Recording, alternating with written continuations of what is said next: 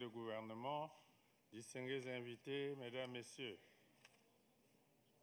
je voudrais remercier Son Excellence M. Vladimir Poutine, président de la Fédération de Russie, qui a bien voulu nous convier à ce 16e sommet des BRICS.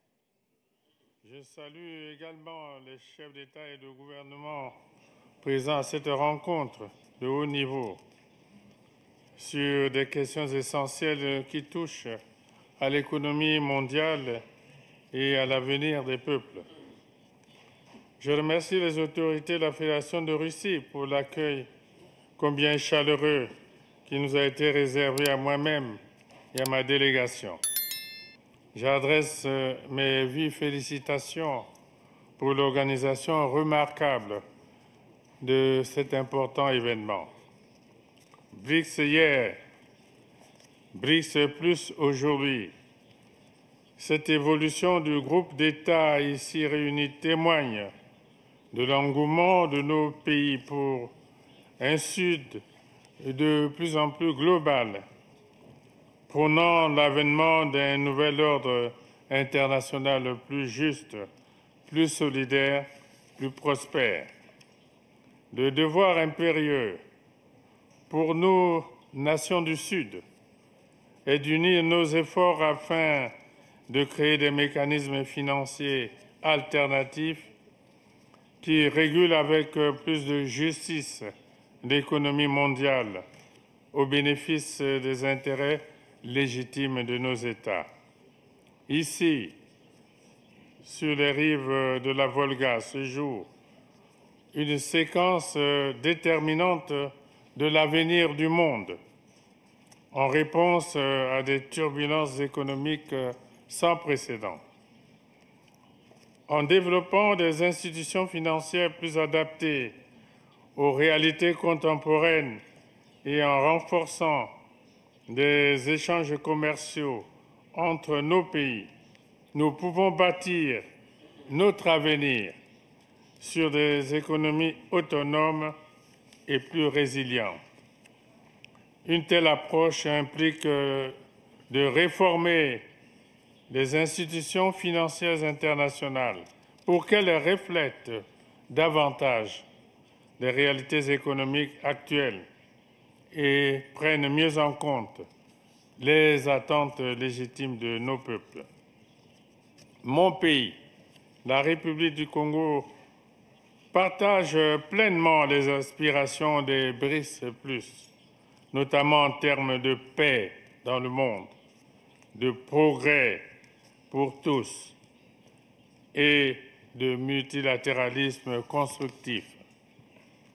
Consciente de l'importance croissante de la coopération économique et politique entre les nations du Sud, la République du Congo accorde un intérêt tout particulier aux objectifs visés par les BRICS+, pour promouvoir un développement inclusif et durable et contribuer activement au couronnement de cette avancée majeure. Au-delà des intérêts économiques, la culture rapproche les États et renforce l'amitié entre les peuples. C'est en cela que la République du Congo appelle à la mise en œuvre des initiatives communes dans les domaines de l'éducation et de la culture afin de promouvoir un dialogue interculturel enrichissant. Par ailleurs, situé au cœur du bassin du Congo, mon pays est engagé depuis près d'un demi-siècle dans la protection de l'environnement en lien avec la lutte contre les changements climatiques. J'en appelle à une coopération plus renforcée pour la préservation des écosystèmes de biodiversité.